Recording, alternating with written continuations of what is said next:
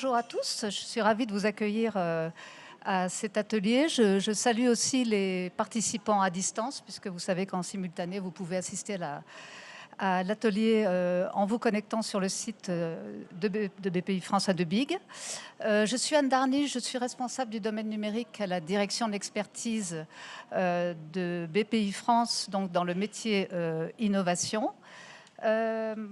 Notre atelier donc, est intitulé le virtuel et l'immersif pour réinventer l'expérience touristique, des innovations françaises à la conquête de l'international, s'inscrit dans un parcours que BPI France a voulu mettre en place spécifiquement dans le cadre de ce 10e anniversaire de Big, un parcours tourisme. Vous avez dû voir, si vous êtes intéressé par la thématique, il y avait plusieurs ateliers sur cette thématique-là, et puis une galerie des innovations. C'est pour réaffirmer en fait notre engagement vis-à-vis de ce secteur de longue date d'ailleurs, auprès des différents acteurs du tourisme et j'allais dire aussi vis-à-vis de la tourisme tech ou de la travel tech, enfin selon les cas on appelle ça tourisme tech ou travel tech, dont nous avons d'illustres représentants aujourd'hui sur ce plateau. Cet atelier a été conçu avec Estelle Morin, ma collègue qui est responsable de développement export à BPI France et que vous avez dû sans doute croiser lors de missions d'immersion qu'elle a organisées récemment dans le domaine du tourisme. Notre atelier est par ailleurs adossé à un partenaire qui est tout à fait essentiel pour l'écosystème du tourisme français, Atout France. Nous les remercions profondément pour ce partenariat. Et je vais passer tout de suite la parole donc, à sa représentante Frédérique Rousseau, qui est directrice innovation, qualité et développement durable des territoires. Merci Anne. Vous m'entendez bien ? Bonjour à toutes et à tous. Un grand merci. Très honorée de cette invitation. Vous entendez ?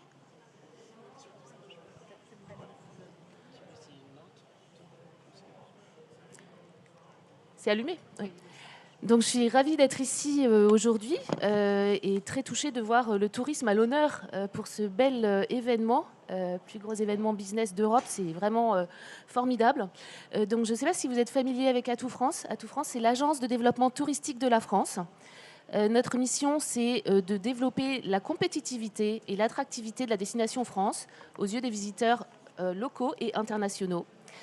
N'oublions pas qu'il y a 40% des Français qui ne partent pas en vacances, donc on a aussi des gros enjeux sur le tourisme de proximité.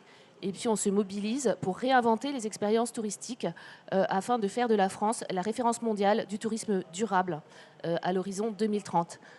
Donc les expériences immersives sont extrêmement stratégiques. On s'appuie sur la force de notre réseau. Atout France est un accélérateur, un activateur de tourisme.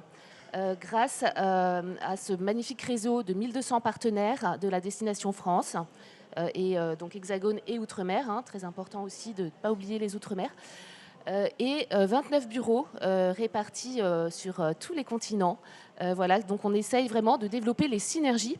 Et cette nouvelle direction, donc moi je suis arrivée seulement il y a bientôt 1 an hein, chez Atout France, avec l'objectif en fait d'insuffler une culture d'innovation dans cette structure, activer les synergies locales, internationales, thématiques, et donc animer aussi les pôles, hein, territoires et filières.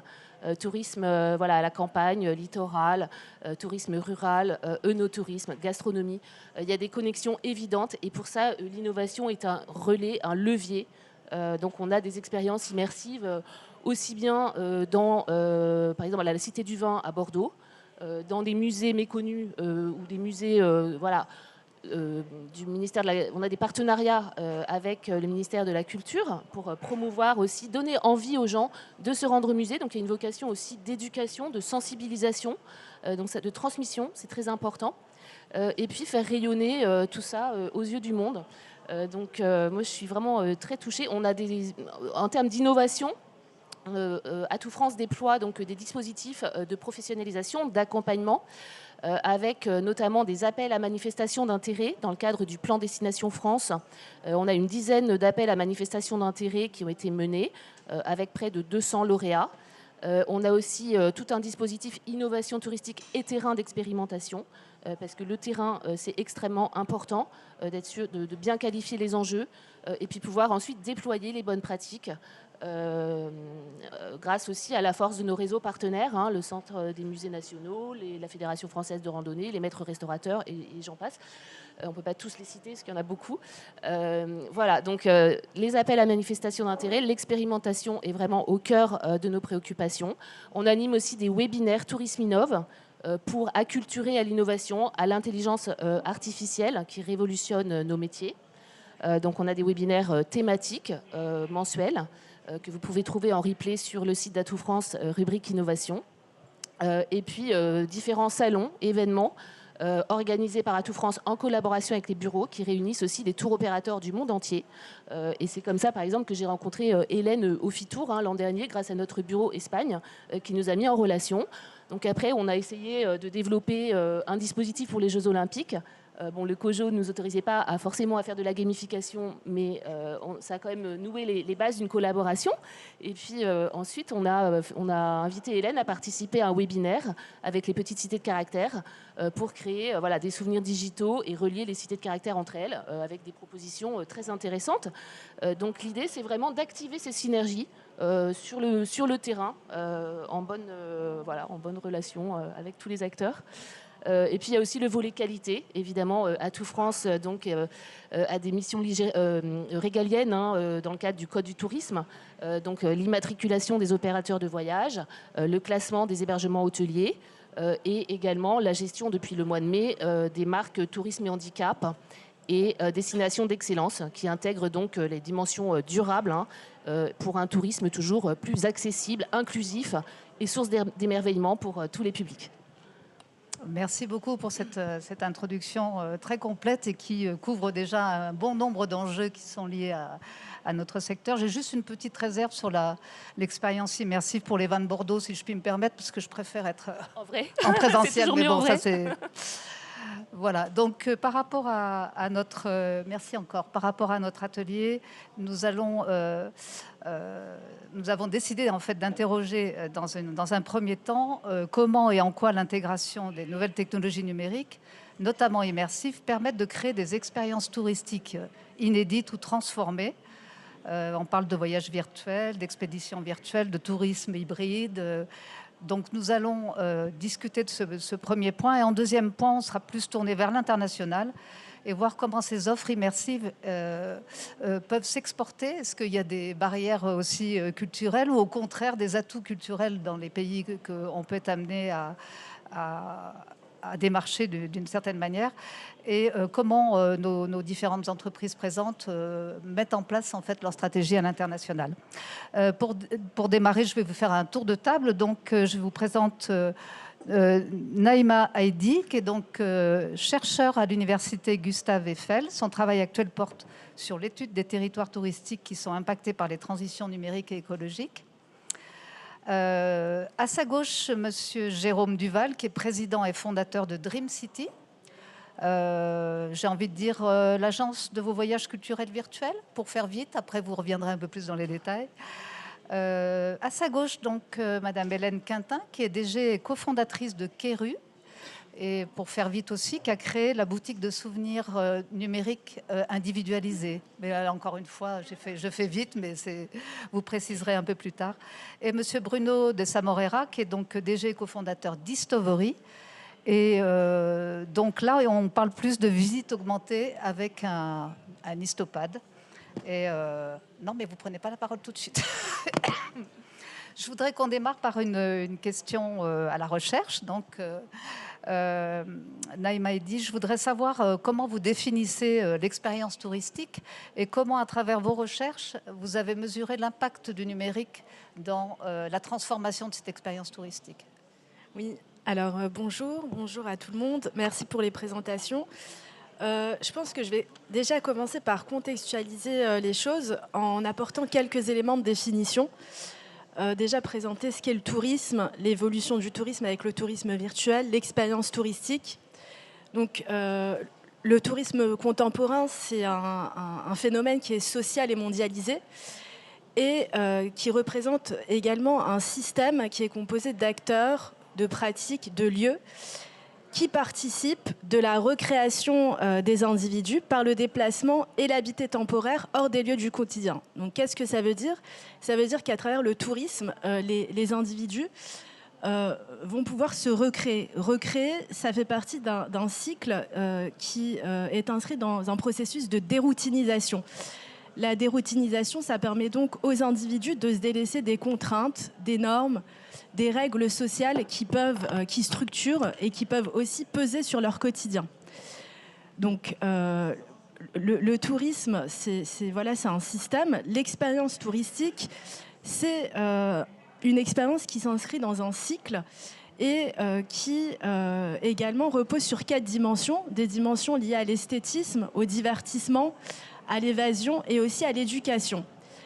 Avec le tourisme virtuel, donc, il faut savoir que le tourisme, il a toujours évolué main dans la main avec les évolutions technologiques. On a vu l'apparition de notions telles que le e-tourisme, le m-tourisme, le smart tourisme. Et le tourisme virtuel, en réalité, découle de toutes ces évolutions et est apparu, a émergé, on va dire, il y a une quinzaine d'années environ, avec toutes les notions que je viens d'évoquer. Donc, maintenant, concrètement, qu'est-ce que ça veut dire pour les pratiques touristiques? Il est clair qu'il y a une transformation de l'expérience touristique. Je ne pense pas qu'on puisse parler de rupture, puisque le tourisme virtuel, il décrit aussi la visite, l'exploration d'espaces, de lieux touristiques réels ou imaginaires, sans avoir la nécessité d'effectuer un déplacement géographique, d'être physiquement présent, et cela grâce à l'utilisation d'un dispositif informatique. Donc, dans le même temps, donc, on a l'apparition de l'intégration du tourisme virtuel dans certaines pratiques touristiques qui vont donner lieu plutôt à une hybridation, une transformation des pratiques touristiques qui vont mêler physique et numérique. Et puis, il ne faut pas aussi perdre de vue que le tourisme, il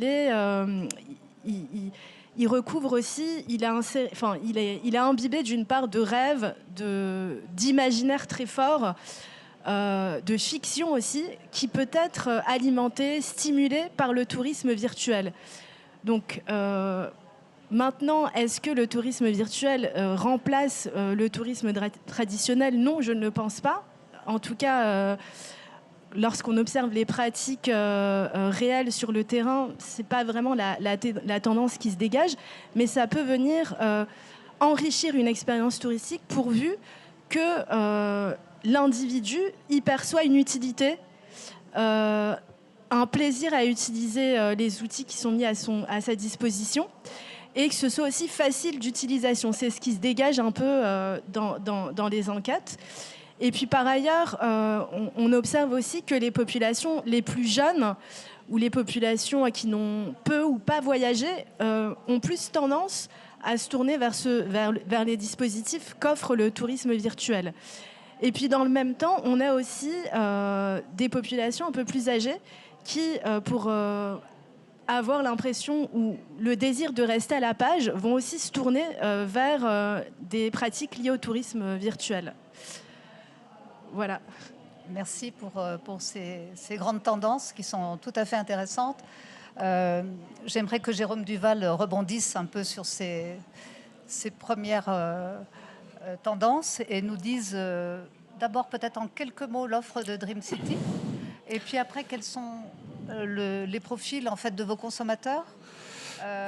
Et comment justement par rapport à voyage virtuel, voyage réel, comment vous vous situez par rapport à ce débat-là? Merci pour cette introduction très complète d'un point de vue sociologique. Effectivement, alors nous, pour nous décrire en quelques lignes et quelques mots, d'abord on n'est pas commercialisé tout à fait, c'est début 2025, mais les objectifs restent les mêmes. Vous parliez tout à l'heure à la lisière de l'entertainment et de la culture, etc. Donc l'idée de Dream City, c'était tout simplement de développer une agence de voyage qui, comme dans la vie réelle, avec les outils dont on dispose aujourd'hui, c'est-à-dire un casque de réalité virtuelle, même premier prix, vous permettent de vous téléporter et de vous transporter au pied d'un monument à l'autre bout du monde, le Taj Mahal ou que sais-je.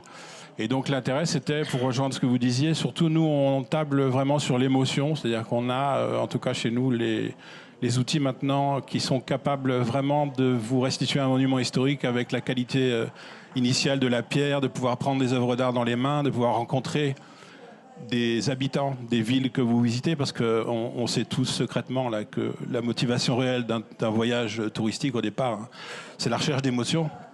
C'est d'aller vers les autres cultures, d'être surpris, de voir quelque chose, d'entendre quelque chose qu'on n'a pas l'habitude. Hein, c'est pour se mettre un peu en danger. On dit qu'un voyage, c'est une fuite, mais c'est aussi une mise en danger, une curiosité qui est tout à fait humaine. Donc ça peut paraître paradoxal avec les outils de la réalité virtuelle, mais on y arrive. Et les productions qu'on met en place, l'objectif, c'est un peu ça. Déclencher l'émotion, le souvenir, retrouver les sensations du voyage, tout en restant avec votre Apple Vision Pro ou même un Quest à 200 € dans votre salon. Voilà, c'est un peu ça l'objectif. D'accord. Et du coup, donc il n'y a pas encore des consommateurs en bonne et due forme, mais ça ne saurait tarder, si j'ai bien compris. Oui, là on est au stade de test. Cible, la cible du produit. La cible, elle est un peu à l'image de la vie, j'ai envie de dire. C'est-à-dire que tout le monde a envie de voyager, tout le monde a envie d'aller à la découverte des autres cultures. Ce qu'on a constaté, qui est un chiffre que je répète assez souvent, qui est dans toutes les études de McKinsey jusqu'à aux autres, c'est étrangement les possesseurs de casques ou ceux qui ont accès à un casque de réalité virtuelle, c'est toute tranche d'âge confondue. C'est-à-dire qu'il n'y a pas forcément de Gen Z ou de seniors, c'est 25% par grande tranche d'âge. Donc ça veut dire que, il y a une soif de culture qui est relativement multigénérationnelle, je dirais.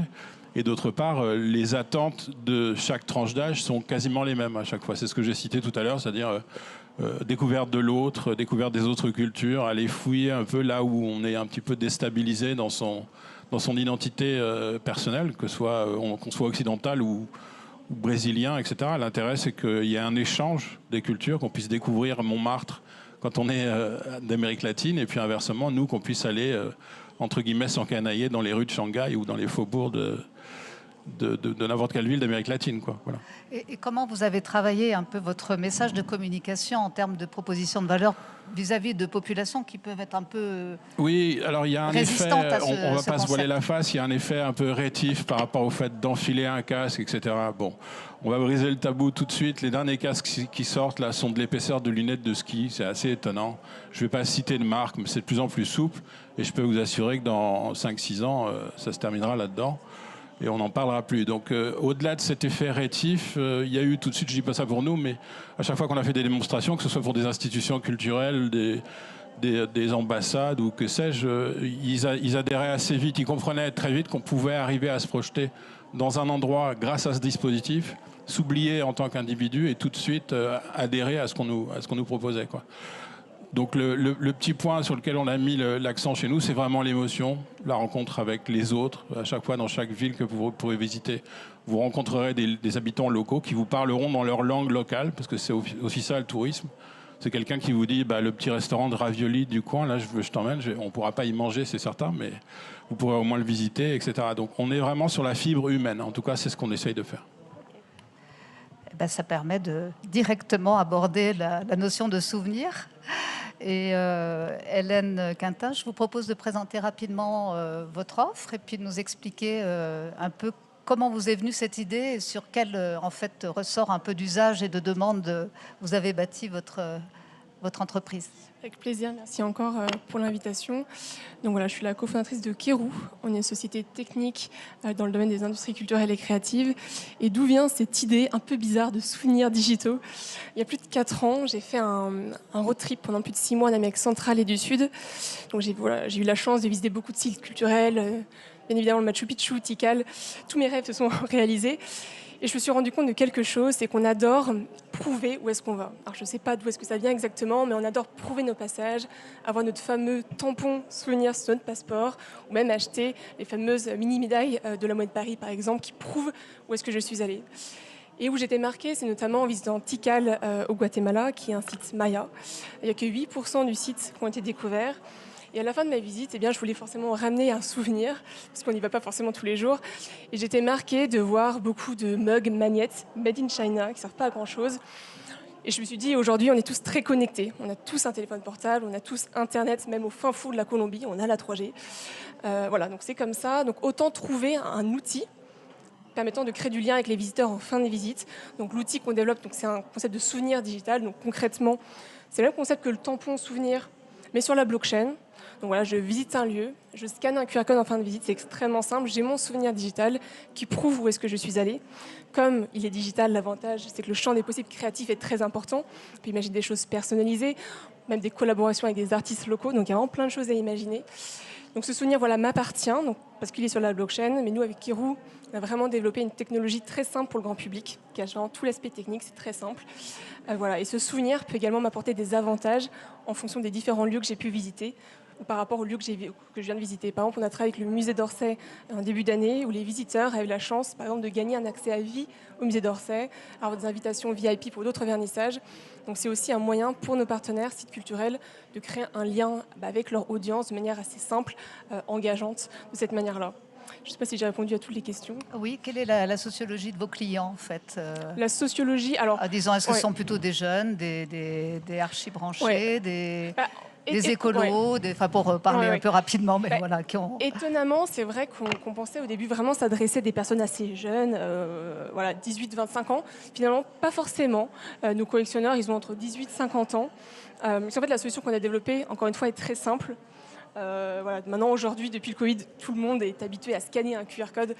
Donc voilà, donc je dirais 18-50 ans, et on a des collectionneurs venant de plus de 29 pays différents dans le monde. On a développé un outil qui adapte forcément par rapport à la langue, par exemple, je veux dire, chaque web app est personnalisé par rapport à la langue de la personne. Le paiement se peut faire dans une autre monnaie, et voilà. Merci bien, c'est tout à fait intéressant. Je voudrais maintenant passer la parole à Bruno de Sa Morera, donc Histovry. Pour vous nous disiez aussi comment vous est venue l'idée, comment vous avez conçu votre parcours client et pour quel type de population, de cible. Voilà, je vous laisse la parole. Merci, bonjour. Donc, notre principale activité consiste à équiper les musées et les monuments avec une solution complète de visite augmentée. Donc, la visite augmentée, c'est l'idée que le visiteur qui vient du monde entier et qui visite un site n'importe où sur la planète va pouvoir profiter bien mieux et bien plus de son temps de visite. Une fois qu'on a dit ça, donc le support, c'est une tablette qui va permettre d'utiliser l'image immersive, puisque c'est d'abord une machine à remonter le temps qui va vous montrer ce qui est invisible, c'est-à-dire ce qui a disparu, et qui va vous permettre ensuite d'interagir avec. Donc c'est la combinaison, je dirais, de voir ce qui est invisible et puis de interroger tout ce que je vois, qui crée cette visite augmentée et qui est accessible à tous, puisqu'elle a des versions nombreuses pour les personnes aussi qui peuvent souffrir d'un handicap. Mais on enquête les âges, et ça touche tous les âges, les cultures, toutes les cultures, donc c'est universel. Et principalement, ça vient d'abord étoffer l'offre du musée ou du monument qui accueille ces visiteurs. Donc on est dans une visite bien réelle, physique. Simplement, aujourd'hui, on peut la réenchanter avec cet outil. Pour autant, depuis peu, on développe aussi des expositions itinérantes qui vont permettre, en quelque sorte, de visiter Notre-Dame de Paris à Pékin. Alors là, on se rapproche d'une expérience plus virtuelle, puisqu'on n'est évidemment pas dans les lieux. Pour autant, c'est une visite bien réelle, bien physique, qui a lieu à Pékin et qui permet de découvrir toute l'histoire de la cathédrale, depuis sa construction jusqu'à sa reconstruction en cours. Donc on va, je dirais, pouvoir traiter finalement tous les sujets, puisque cette possibilité de la visite augmentée, c'est une possibilité de vous emmener n'importe où et n'importe quand. Quand on peut faire ça, il n'y a plus beaucoup de sujets qui résistent, et ce n'est pas simplement destiné à l'histoire et aux monuments pour raconter leur histoire, faire parler leurs murs. C'est aussi, bien sûr, pour les musées et leurs collections.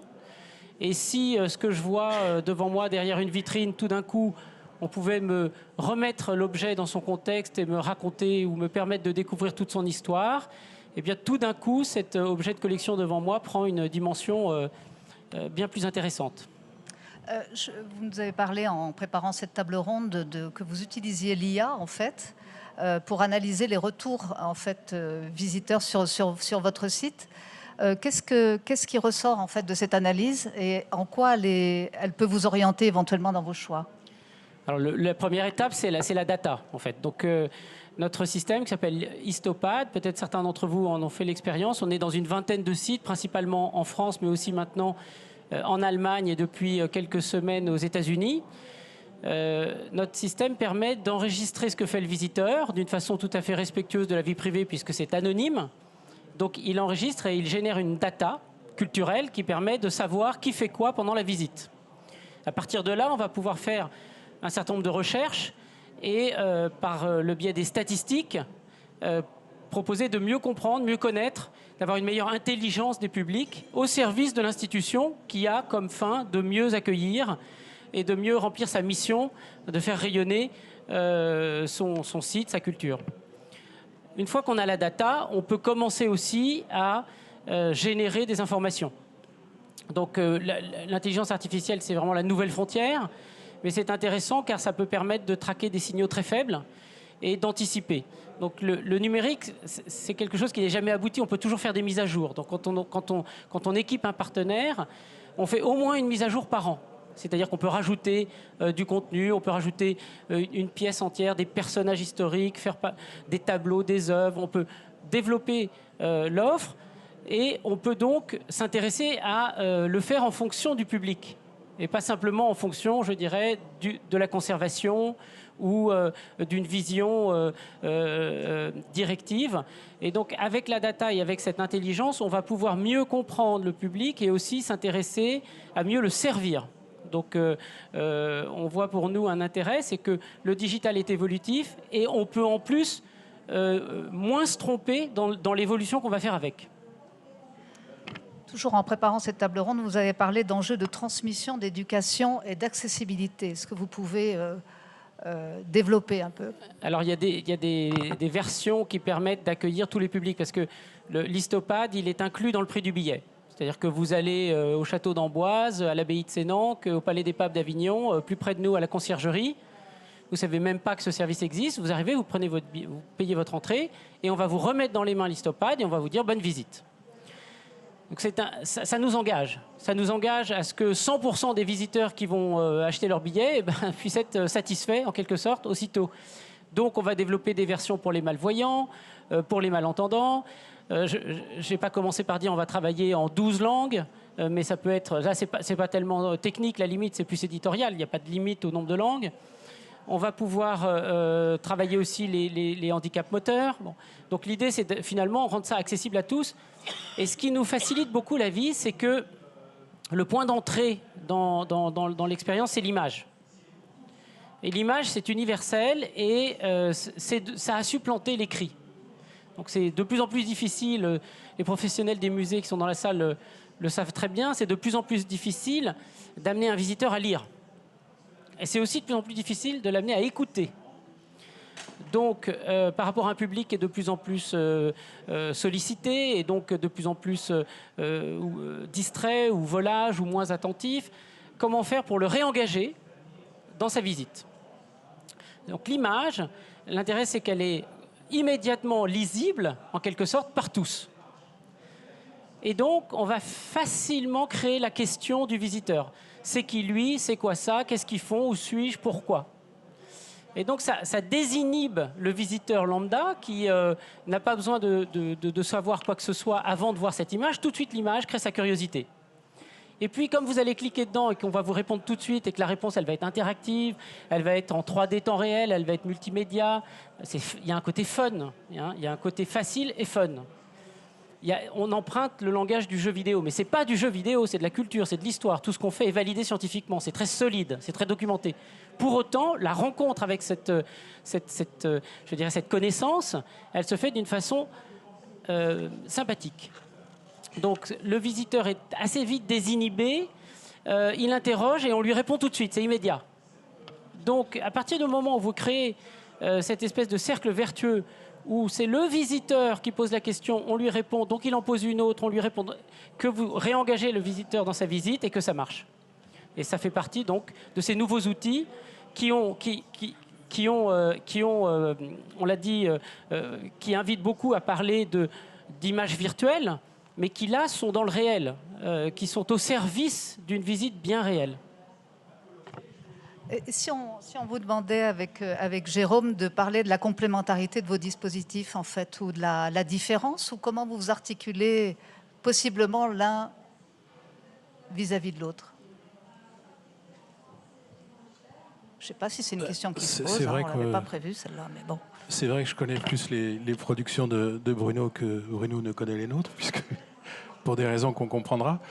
Mais non, je crois qu'il y a une complémentarité de toute façon de tous les médiums. Ils n'ont pas la même fonction, c'est tout. Il y a certains médiums qui, bon, encore une fois, c'est pas non plus pour prêcher ma paroisse, mais je sais que la réalité virtuelle, pour le coup, on y est, quoi. C'est-à-dire qu'on est vraiment projeté dans le lieu. Donc l'impasse, elle est incontournable. C'est-à-dire que vous avez affaire à des éléments, la gravité, les autres, le décor. Il y a toute une puissance comme ça qui nous ramène à notre nature humaine. Et puis, l'avantage de la réalité virtuelle, encore une fois, c'est de pouvoir se déplacer au gré de ses désirs, quoi. C'est-à-dire que j'ai un ami, là, il n'y a pas très longtemps, qui est allé cet été visiter le Taj Mahal. Bon, ça s'est très mal terminé, puisqu'il n'a pas pu s'approcher au plus près. Ils étaient une cohorte de touristes avec des petits drapeaux, etc. Bon, nous, le Taj Mahal, on pourra s'y approcher, toucher la pierre, rencontrer des joueurs d'instruments de musique locaux, etc., mais à hauteur de piétons. Donc, pour revenir sur votre question, à laquelle j'ai complètement échappé, c'est chaque médium a ses spécificités. Et je crois que chaque médium va enfoncer, entre guillemets, va emmener le visiteur dans une direction plutôt qu'une autre, quoi. Mais le point commun qui nous rassemble, c'est l'aspect ludique.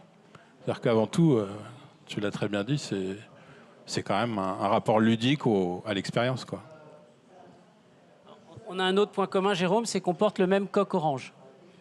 Donc ça, c'est l'emblème de la French Touch. Merci à la BPI qui a permis aux industries culturelles et créatives d'être fédérées sous une ombrelle qui permet aussi d'aller vaillamment à l'international. On va en parler en On deuxième va en parler, partie. défendre un peu j'ai envie de dire nos couleurs, mais surtout nos savoir-faire, parce qu'ils peuvent être mis au service, vous l'avez compris, de toutes les cultures du monde. Bon, et du coup, Keru, par rapport à ces voyages virtuels, comment ça peut s'articuler, ça? Est-ce qu'il y a des pistes pour se faire des souvenirs par rapport à...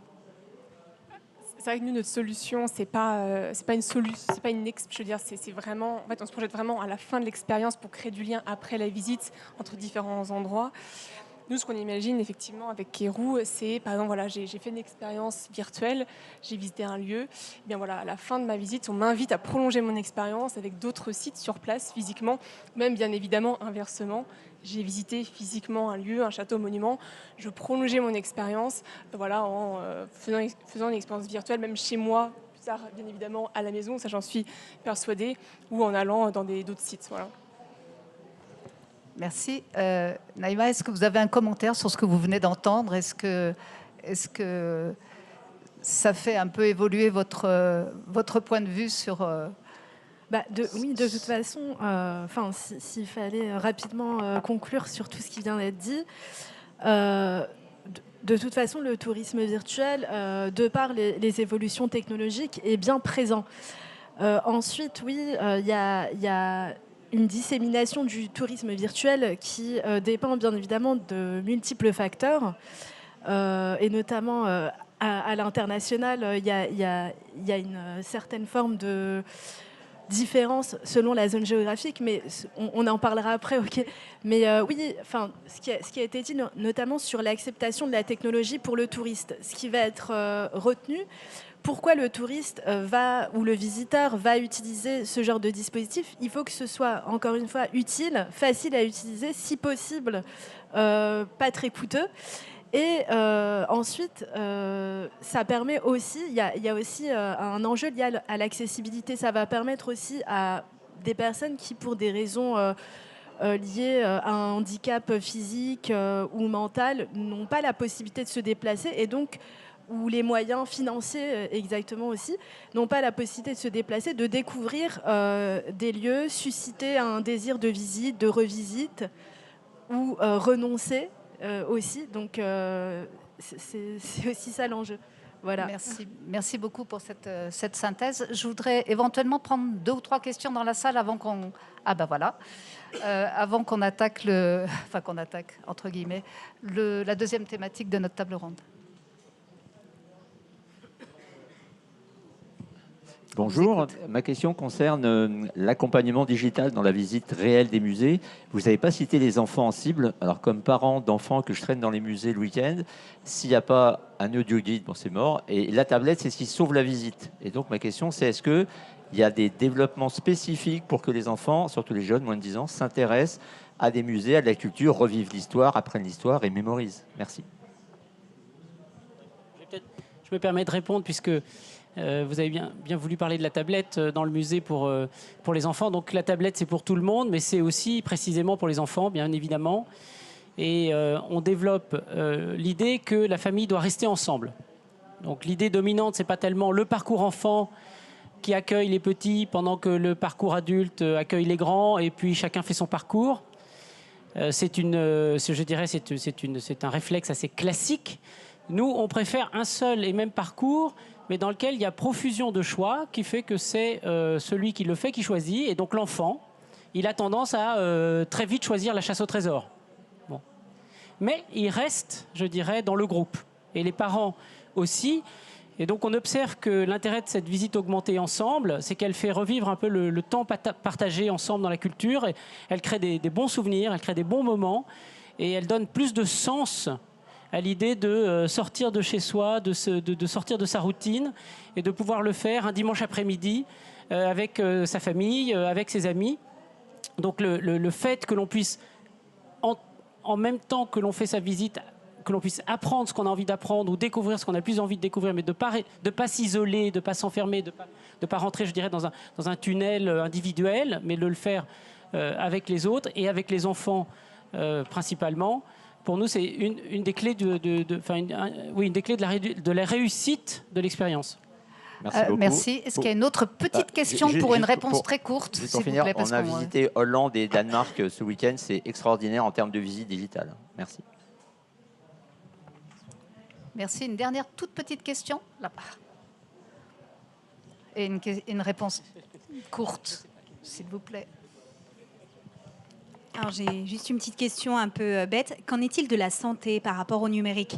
Je m'explique. Tout ce qui est réalité virtuelle, numérique, je pense par exemple au port du casque, demande un niveau de concentration, ça peut intégrer des maux de tête, des choses comme ça. Les tablettes, vis-à-vis des enfants, il y a quand même pas mal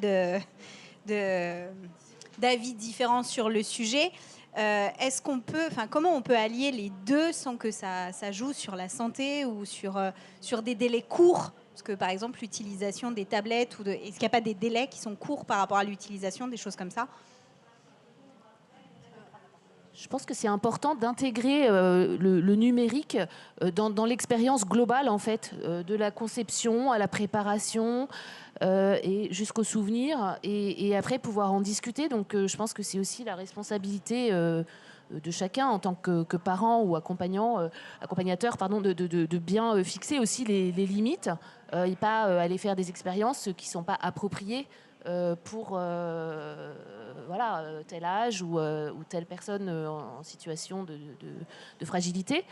Il y a évidemment des garde-fous, j'imagine. Après, l'aspect santé... Hélène, j'ai une amie qui, elle, son métier, c'est de proposer des expériences virtuelles, donc avec un casque, à des personnes âgées et en situation de handicap physique. Et ça leur fait du bien, je pense. Alors effectivement, il ne faut pas être dans l'excès, mais dans ce cadre-là aussi, c'est aussi un moyen de vraiment leur faire du bien, de voir de belles choses. Donc je pense aussi que c'est un moyen d'être plus en forme, d'être un peu mieux aussi. Voilà.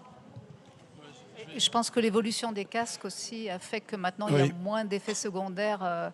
En fait, oui, puis je répondis rapidement en 10 secondes là-dessus sur la question des casques. Je pense qu'on a dramatisé beaucoup le fait que ce soit isolant, etc. Ça a énormément de vertus. Je dis pas ça pour nous, mais c'est-à-dire que ça permet aussi, par exemple, de visiter un endroit à plusieurs. Il y a aussi la notion d'altérité dans la réalité virtuelle qui est importante. Et puis je vais vous dire, souvenez-vous de l'histoire du cinéma, les premiers films. Les gens sortaient en courant de la salle en voyant la locomotive arriver en gare de La Ciotat. Donc tout ça, c'est des questions d'usage. Je pense qu'il faut rester serein. Il y a aussi des expériences sans casque. Il y a aussi oui, l'expérience bien immersive sûr. sans casque. Là, nous avions Digital Landmarks, la fenêtre immersive sur le salon Destination Vignoble, qui avait, avec Destination Angers, monté une expérience. On marche sur une plateforme et on se retrouve projeté tel Mary Poppins. On touche l'écran et on va visiter la cathédrale, le musée, Terra Botanica et tout ce qu'il y a à voir autour d'Angers. Et ça, c'est quelque chose qui est sans risque, accessible à tous. On peut le faire en famille, on peut en parler avant, après. Et ça permet aussi d'inciter au voyage dans les lieux d'attente et de passage. Digital Landmarks a fait des choses dans les aéroports ou pour promouvoir certaines destinations, etc. Donc, c'est pas spécialement... Dans l'immersif, il n'y a pas que le casque. Non, et je confirme, c'est ce qu'on va faire pour l'Expo universelle d'Osaka l'année prochaine. On a La une version au technologie casque évolue. et une version volumétrique aussi. Merci beaucoup. On va arrêter les questions sur cette première partie et attaquer la deuxième, donc, qui est consacrée aux perspectives de ces innovations à l'international et quelles adaptations sont parfois nécessaires. Donc, je voudrais vous redonner la parole, Frédéric Rousseau, pour que vous nous présentiez un peu Atout France par rapport à l'approche internationale. Alors, s'il y a un mot à retenir, c'est synergie. Et c'est rayonnement de la France. Voilà, les expériences immersives sont aussi un levier de lobbying, puisqu'on a aussi maintenant des visites virtuelles d'entreprises françaises. On a, par exemple, Notre-Dame. La semaine dernière, nous avions un festival à Londres organisé par notre bureau UK. Sur donc Culture Explore France Festival, un festival culturel qui réunissait des agents de voyage et des acteurs du patrimoine et de la culture, des musées, le château de Versailles et d'autres. Et nous avions exporté sur les conseils de Sybille Bellamy-Braun du diocèse de Paris une expérience donc Assassin's Creed de Ubisoft qui sont allés donc 3 jours à Londres permettre à tous les visiteurs de cet événement de vivre voilà l'expérience immersive Notre-Dame. Donc il y a des choses qui sont assez faciles, il suffit d'y penser. Et puis encore une fois, la force du réseau et la mobilisation voilà, des équipes, des énergies fait rayonner tout ce que voilà. On a aussi des solutions innovantes qui sont sélectionnées pour le CES Las Vegas, par exemple. Cryptors in the City, que j'avais rencontré dans un événement Réinventer le patrimoine avec la Banque des Territoires.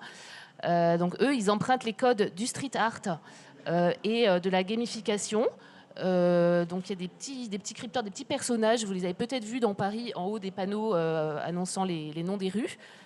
Donc après, c'est comme chasser le Pokémon, sauf que là, il y a de la transmission et du contenu... voilà, historique, interactif, qui va permettre d'apprendre, de jouer, de faire partie d'une communauté, de progresser et d'intéresser. Voilà. Après, avec l'IA, on peut pousser les contenus adaptés aussi aux différentes cibles.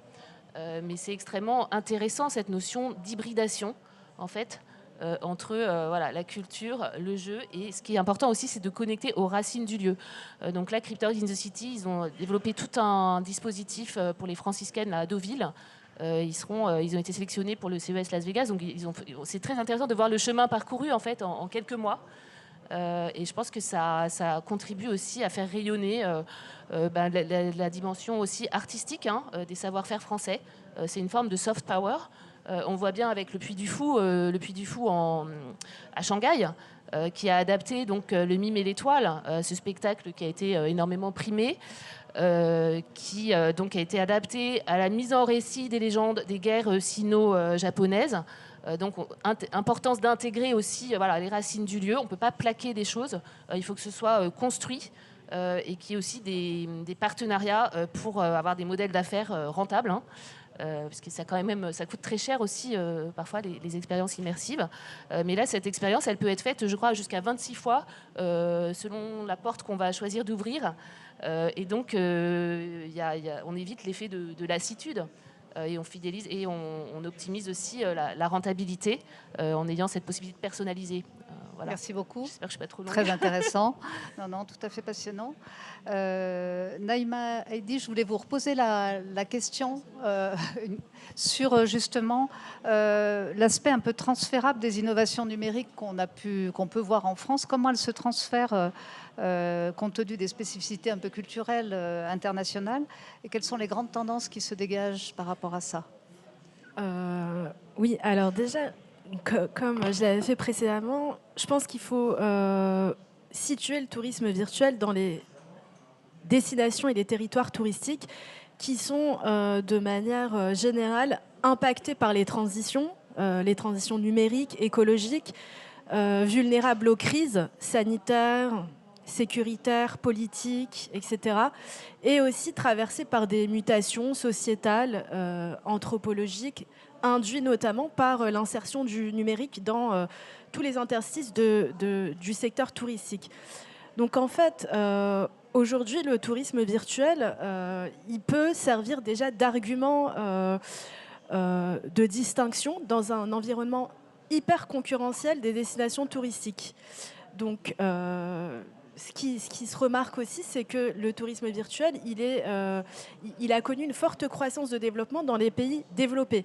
Donc, il y a une inégale répartition du tourisme virtuel et des applications, des pratiques qui en découlent, selon les pays et les zones géographiques.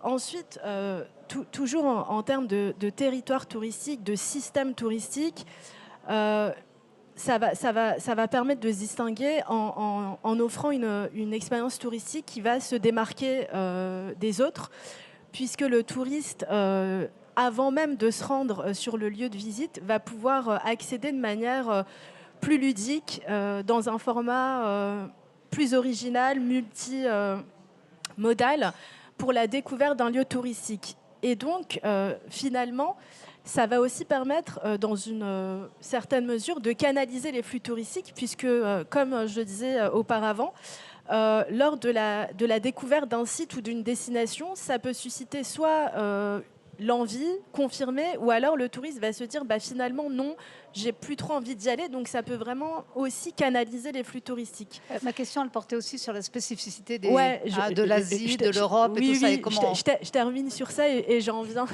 juste pour contextualiser où on se situe. Et puis finalement, il y a aussi le tourisme, les pratiques liées au tourisme durable. Comment le tourisme virtuel va être mis au service de ces enjeux qui animent les territoires touristiques aujourd'hui. Ça va être de peut-être promouvoir des pratiques plus durables, comme je disais, à travers un format plus ludique. Donc voilà. Ensuite, au niveau des particularités, notamment liées aux particularités culturelles, mais aussi socio-économiques de chaque zone géographique, il va y avoir, ce qu'il est possible d'observer, c'est en Asie, il y a un développement des infrastructures technologiques qui est plutôt ultra sophistiqué et qui se met au service de la promotion et du marketing de la destination. En Europe, on est plus sur la manière dont le tourisme virtuel et les technologies de l'information et de la communication de manière générale vont permettre une approche transversale du tourisme qui va lier des partenariats avec d'autres secteurs tels que la culture, par exemple. L'Europe possède de nombreux atouts et de nombreux sites en lien avec du patrimoine, notamment culturel, qui peut être valorisé avec le tourisme virtuel.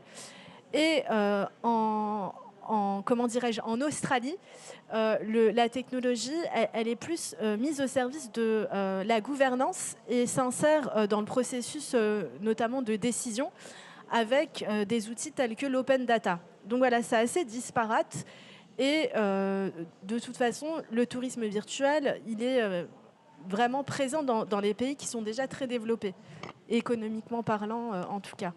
Ok. Merci. On va voir du coup comment nos entreprises présentes se positionnent par rapport à l'international. Jérôme Duval, donc en ce qui vous concerne, comment vous procédez par rapport à une démarche internationale et comment vous définiriez la force de la proposition si la française? question porte sur si la question est économique ou culturelle, bon, c'est un peu les deux en fait. Alors d'un point de vue culturel, évidemment que l'utopie de ce projet, c'était la circulation des cultures et l'interopérabilité, l'échange entre les peuples. Une fois qu'on a dit ça, c'est un petit très peu ambitieux, idéaliste, mais on espère arriver à ça en palliant à ce qui a été évoqué tout à l'heure, c'est-à-dire comme nous on table sur la consultation à domicile ou dans des médiathèques dans le pays d'origine où l'on vit. L'intérêt, c'est la circulation. La circulation de la culture, elle existe depuis Malraux et même avant, mais là, elle devient concrète parce que ces outils-là permettent vraiment de dématérialiser une sculpture, par exemple, et de la rendre transportable à l'autre bout du monde et de pouvoir la manipuler avec la même qualité. Donc l'utopie culturelle, elle est là. D'un point de vue économique, c'est un marché émergent, donc les modalités de fonctionnement, on a la libre circulation des idées et des marchandises. Bon, maintenant, c'est la libre circulation de la culture. Et ça permet de créer des ponts avec des partenaires étrangers, des villes étrangères, des musées à l'étranger. Je pense que Bruno va en parler aussi. Et donc, voilà, marché émergent, couloir économique émergent aussi, avec, en ce qui nous concerne, une adaptabilité permanente.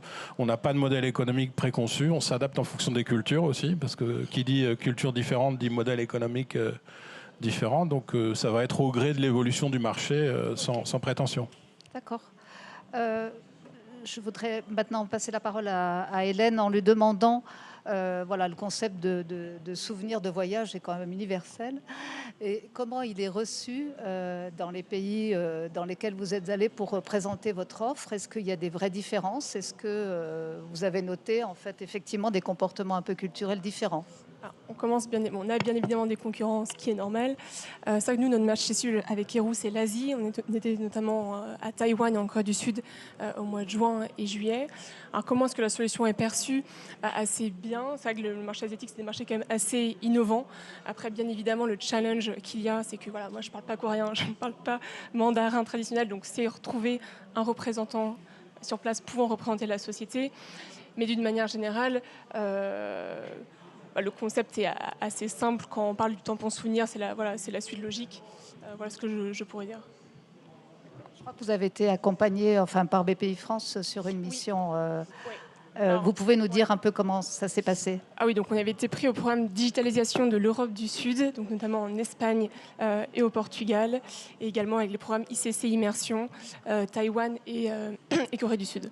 Et Espagne aussi d'ailleurs. Et du coup, est-ce que ces voyages en fait permettent vraiment aussi de découvrir, j'allais dire, le contexte un peu culturel des pays qu'on visite et permettent du coup vraiment de réfléchir à une évolution du produit à l'international? Pour nous, c'est évidemment essentiel d'aller sur place. Quand on est sur place, tout de suite, ça a un impact beaucoup plus fort. Ça montre qu'on est motivé, que c'est réel. Et puis le contact, bien évidemment, humain, surtout avec des cultures étrangères telles que à Taïwan, au Corée du Sud, est beaucoup plus importante. Pardon, la question, c'était... Justement, est-ce que vous en avez récolté des préconisations pour éventuellement adapter votre produit à l'international, ou est-ce que ça vous a fait réfléchir sur l'évolution de votre produit dans le cadre d'une stratégie internationale? Oui, tout à fait. D'ailleurs, je repars en Asie justement en fin d'année. Oui, tout à fait. On est en lien avec différents sites, réseaux de sites. Notre stratégie, c'est vraiment cibler des réseaux de sites culturels. Là, à Taïwan, on est en lien notamment avec le réseau de tous les musées. La chance qu'on a avec ces dispositifs-là, c'est qu'on est accompagné par Business France, par la BPI bien évidemment, et également l'ambassade sur place. Donc la chance qu'on a, c'est qu'on est vraiment accompagné. Et ce que j'ai remarqué également, en tant que Français, je trouve qu'on est quand même assez bien perçu aussi à l'international. On a quand même une belle image liée à la culture. C'est que la France, c'est un des pays les plus touristiques et visités au monde. Je trouve qu'on a une belle image aussi et qu'il faut bien évidemment préserver. Voilà. Merci. Bruno, alors vous, effectivement, vous avez tout à fait compris que le patrimoine français était une espèce de carte de visite pour aller à l'international, et notamment Notre-Dame de Paris. Est-ce que vous pouvez nous parler de votre démarche à l'international? Oui, tout à fait. Au départ, il y a eu un peu un coup de chance.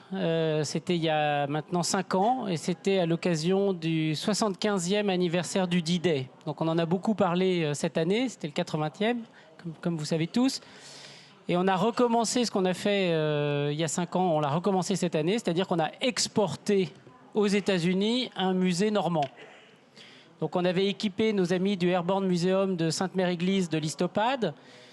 Et donc en 2019, on leur a dit, mais on pourrait essayer de proposer que l'expérience qu'on fait dans le musée à Sainte-Mère-Église, qu'un visiteur américain puisse le faire dans un musée américain.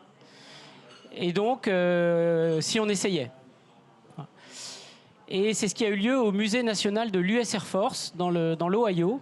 C'est eu un grand succès. Et donc, pour vous décrire la chose, c'est une installation physique qui fait 4 fois cette salle, où le visiteur prend sa tablette Histopade à l'entrée, sauf qu'il n'est pas dans le musée.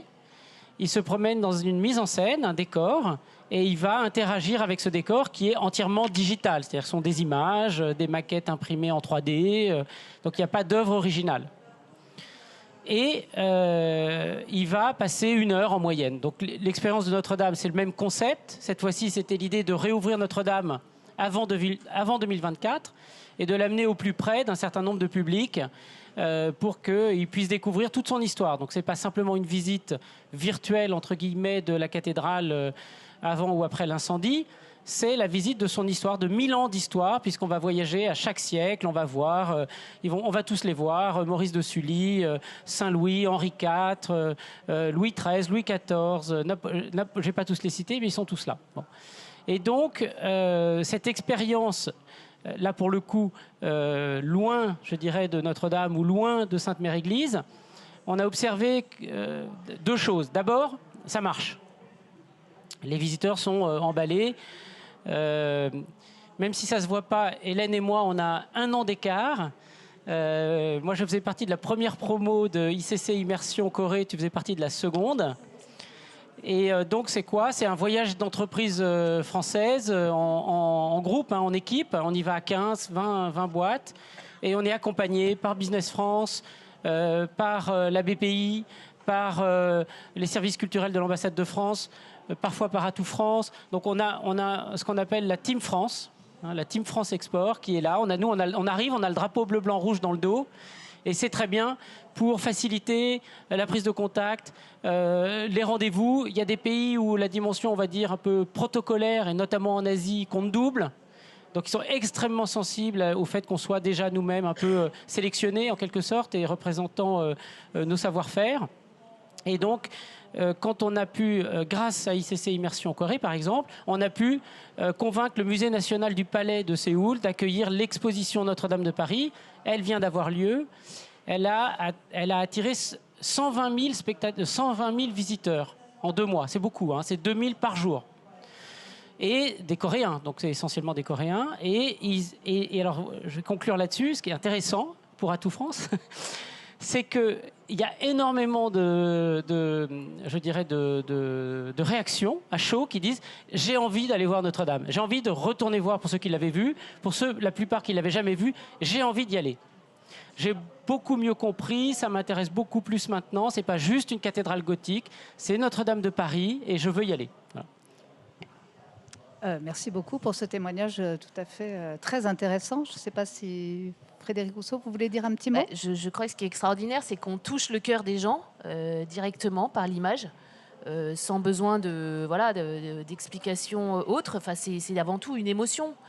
Et voilà, les gens ne se souviennent pas forcément de ce qu'on leur a dit, mais de la façon dont on les a fait se sentir. How you made them feel.